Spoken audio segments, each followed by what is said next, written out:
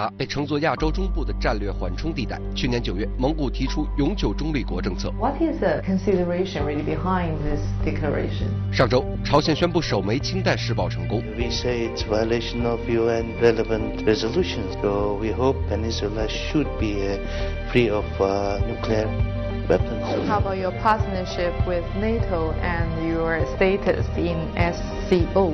专访蒙古国驻华大使策苏赫巴特尔。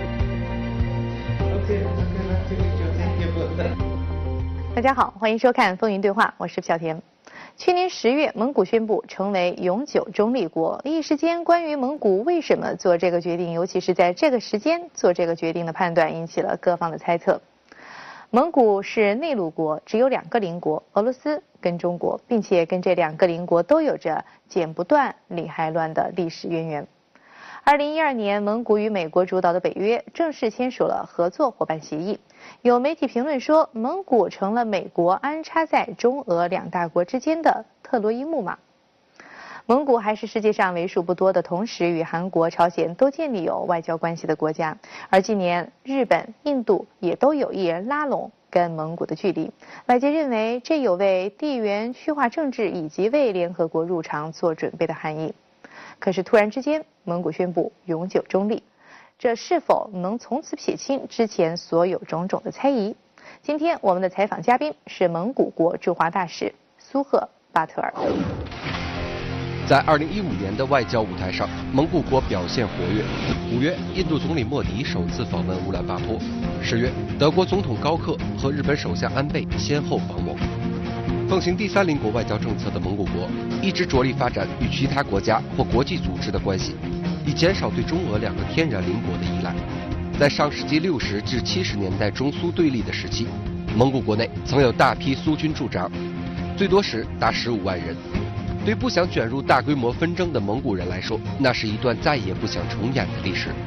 2015年9月7日，蒙古国总统额勒贝格道尔吉首次提出蒙古国成为永久中立国的想法。9月29日，额勒贝格道尔吉在联合国大会上演讲时强调，蒙古国的永久中立化将为促进全球的和平、安全和繁荣做出贡献，并呼吁各方予以支持。10月20日，蒙古国总统的法律顾问向蒙古国国家大呼拉尔主席提交了永久中立国的相关法律草案，这标志着蒙古国正式开始从立法层面向永久中立国地位迈进。Good afternoon, Mr. Ambassador. Thank you for joining us today. I'm also very happy to meet you today. So last year, Mongolia has declared its status of permanent neutrality. So everyone's talking about this declaration. So first of all, what is the consideration really behind this declaration? You know, Mongolia in early 90s went through big transformation with the break of the Soviet Union and the Soviet bloc at that time. And there was a need for Mongolia to change its international stance. And then at that time, we declared that Mongolia will have a very balanced, equal relations with its 2 immediate neighbors, China and Russia. And we also declared that Mongolia will not join anymore any military alliances or any political alliances. And Mongolia declared Mongolia will never allow foreign troops stationed on its territory and will not allow a passage of military personnel or military equipment through its territory. Later 90s, Mongolia also declared itself a nuclear-free zone, declaring that Mongolia will never produce or possess nuclear arms, and so making Mongolia territory free of nuclear. So we say that this is not a change of policy. It's a confirmation of those foreign policy principles in a formal way. Now the question is, why now, since this is a kind of a continuation of the foreign policy, and what made it necessary now? We see there is no sort of, a time that we, waiting to choose or, it just came naturally, totally our internal decision, because Mongolia as an independent sovereign country, it chooses its own foreign policy. And we declared this permanent neutrality at time when we have reached the highest level of relationship with both of our neighbors. We've concluded treaties with both China and Russia on the development of strategic partnership relations. So we don't have any political problems in our relations, both China and Russia. There's no unresolved issue remaining, whether it were a territorial issue, whether it's, other political issues, because we settle all the problems. We do not have any political arguments, and mainly on the major international issues, we have, the three countries have either very similar or the same positions. When it comes to the analysis, looking into why Mongolia chose this time to make this declaration, some of the saying is because Mongolia wanted to, sort of free itself from taking any side, because in recent years there are some diplomatic pressure on Mongolia, sort of like to supporting a certain country to, for example, taking its part in the Security Council of the United Nations. Is that the case? Yeah, so there is a sort of not a fixed notion of neutrality. So any country which chooses to be a neutral, so it may be historically it was dictated by foreign threat or whatever reasons, but this is for Mongolia's case, it's just we have say it's a logical continuation of our policy. This is just a renaming of our principal policy, how to say. And for this, there is no time, limit. And of course, some people interested in why Mongolia is all of a sudden declare a neutrality, as if someone is, threatening, or as if there is going to happen a major conflict or something. But there is nothing to do with that. But in this case, how can Mongolia continue its commitment to the world peace or the regional peace? Okay, take an example of our closest case of Korean Peninsula issue, for example. Mongolia has a diplomatic relations with both of the countries. We enjoy very good friendly relations with both of them. And if you look at the major powers, they have different positions on these issues, and depending on positions of military power, economic power. So they have all different positions. We have very good relations with all of them. Then, for example, then we say, okay, we will have a neutral position, and we are ready to help any of you. For example, the hydrogen bomb test in So Australia. we had the statement just issued yesterday, and we said, we are very concerned, and we say it's violation of UN relevant resolutions. It's in contradictory. So we hope, we confirm that, this peninsula should be free of nuclear weapons. So this is our principal position, and so you will keep urging this all concerned parties to address these issues, no matter as a state of neutrality or not. Yeah, this is the issue. So this neutrality, some people understand it in Mongolia is going to be totally neutral, indifferent. It doesn't. So neutral doesn't mean indifferent. It's different, It's neutrality, as I said. There is no fixed notion. Or never say, if you're neutral, you have to follow this. No, it's how you understand and you say it. So, as I said, our basic principles are based on the principles of neutrality. Then how about your partnership with NATO and your status in SCO? Yeah, we have... We'll continue that? We doesn't see any contradiction with this, We have joined the program, NATO program, the Partnership for Peace. This is a partnership, for the peace, as you understand, and we joined the European Organization of the Security and Cooperation in Europe. We became a member, and we observer member at the Shanghai Cooperation Organization. So we will continue, this. 它被称作亚洲中部的战略缓冲地带。去年9月，蒙古提出永久中立国政策。What is the consideration really behind this declaration? 上周，朝鲜宣布首枚氢弹试爆成功。We say it's violation of UN relevant resolutions, so we hope Peninsula should be free of nuclear weapons. How about your partnership with NATO and your status in SCO? 专访蒙古国驻华大使策苏赫巴特尔。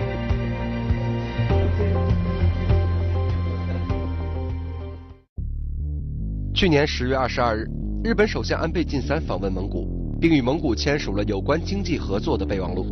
有分析认为，外交舞台的幕后往往有着大国博弈的色彩，美、印、德、日都在有意拉拢蒙古，令其获得丰厚的外援。因此，蒙古国也不可避免地要在一些国际问题上选边站队。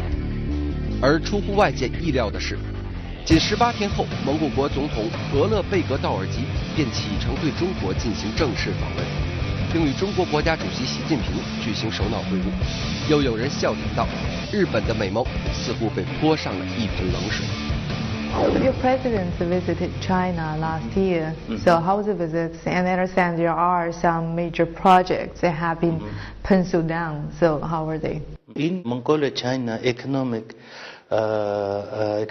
and trade relations, we have some major, big issues to be resolved in a very near future. In general, we have very close, very wide range of economic relations, and still we need to develop a big major project which will really have an influence on the living of the people, and we are talking about major infrastructure projects. Nowadays we talk more to develop a tripartite cooperation between Mongolia, China and Russia, 3 countries. So we want to develop railway lines, existing line. We want to improve and make it more capable of passing more goods and commodities through Mongolian territory. So how's the pipeline construction being talked about, and until which year that it can be accomplished?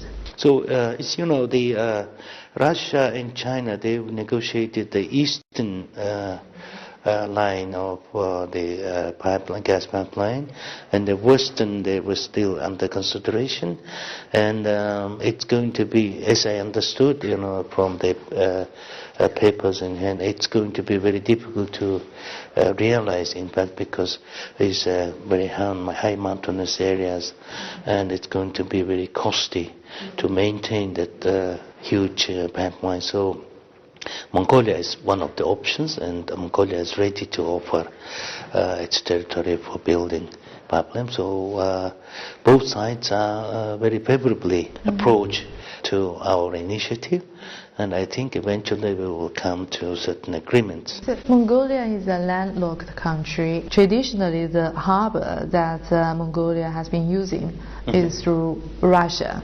In 2014, President Xi Jinping paid a visit to Mongolia, and it was a really historic and a very important visit. One of the major results of his visit was that the two sides agreed, to increase the transit capacity for Mongolia through Chinese territory. So China offered all the northeastern coastal ports open to Mongolia for usage. Secondly, China agreed to give more beneficial conditions for transit transportation of Mongolian goods, and also we agreed the volume of commodities which can be transported through China to the third countries. So it's approximately 1/3 of total export can be exported to third country through Chinese territory, not, so the 2/3 is going to be, realized on the Chinese market, and 1/3 is going to the third country. So when we talk about the economic cooperation between China and Mongolia, well, there are some topics that the people would automatically get considered of. That is a hardware environment and a software environment. By hardware environment, we're talking about infrastructure inside Mongolia. For example, the roads, the railways. That's when the mine was explored. How can we really deliver them? And as for the software environment, and people are talking about maybe the mentality, the attitudes of the local people, especially those who are very environmentally inclined. So how are these issues now in your country? Right, so, it used to be difficult times because there was still, some misunderstanding inherited from this, Cold War time. We needed a little time, in order to get over all this, psychological barriers. Now I think, things are changing and improving, and for this the two governments did a lot. And we did a lot of exchanges between the two countries, among the young people, among the journalists, the reporters who go to both the countries and report on the people's life and traditions. We do a lot of cultural exchanges, and now things are getting much better. The second thing is more and more Mongolian people travel to China. According to the statistical data, we see around 1 million people every year travel to China for different reasons. So from Mongolia? From Mongolia. Well, your population is 3 million. So 3 million, almost one third of the population, travel to China for different reasons. Mainly, for business people. A lot of people do business actually in China, and the tourism, for medical reasons, for study reasons. And before, so we had also a problem that Chinese people didn't know much about Mongolia, and more people would say, they still consider Mongolia part of China. And then this was, a problem that we needed to work hard to change. 1206年，乞颜部首领铁木真在蒙古额嫩河畔称汗，尊号成吉思汗。他建立的蒙古帝国实现了人类历史上的第一次全球化，将东西方文图上连在了一起。那一时期，他们广修路桥，设立驿站，保护商路，穿过中亚的陆上贸易在蒙古人的统治下复兴。时至今日，蒙古国也是中国“一带一路”项目北线的重要支点。蒙古国的草原丝绸之路还将与俄罗斯的欧亚大陆桥一起，打通中蒙俄三国合作的经济走廊。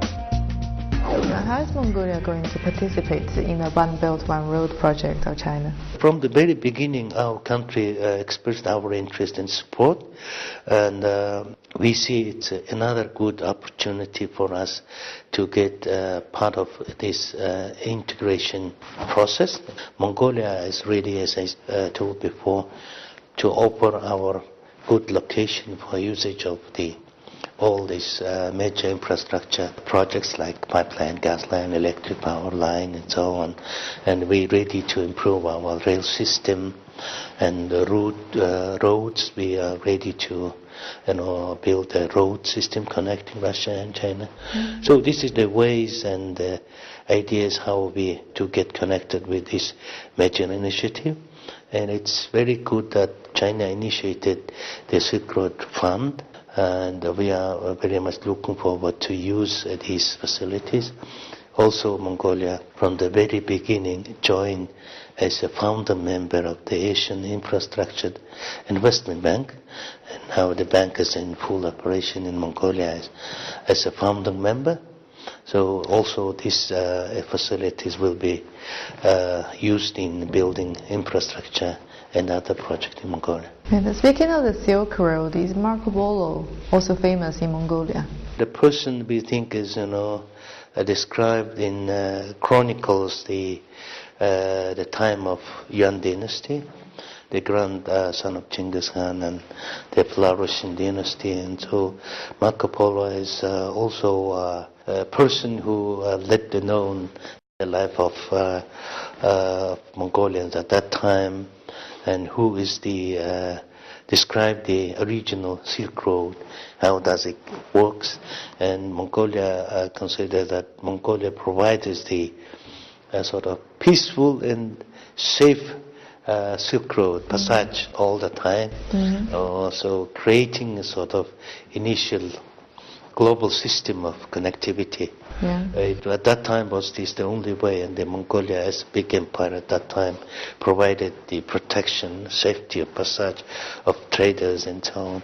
So that's why we also, consider it and we have to be a part how of the is Silk Road. his story being told in Mongolia? Because, some of the people, especially in China, would understand his visit to China is to seek the more prosperity at the time. But there's some other works stating, probably or implying, that his visit or his journey towards the East is actually carrying a letter from the Pope and seeking help from the Emperor of Yuan Dynasty.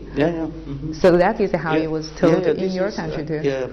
Also, we get the information from the same resources, and he actually came over the land through, all these countries in dynasties at that time, tribes, and described these, all the life of the different people at that time. And of course, he also came with the letter from the Pope, the Roman Empire at that time.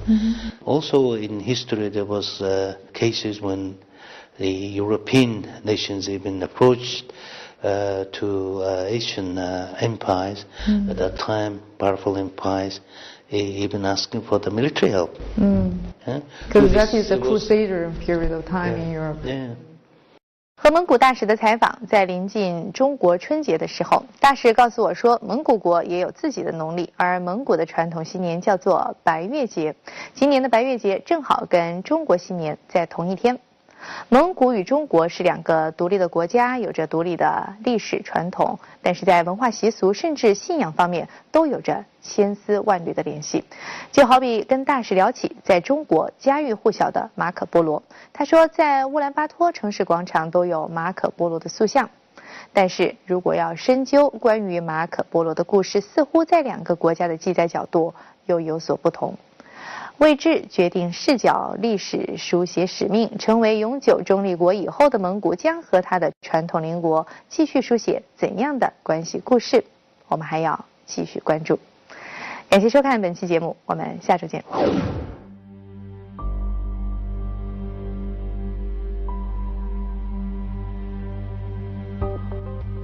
接着为您播出的是《龙行天下》。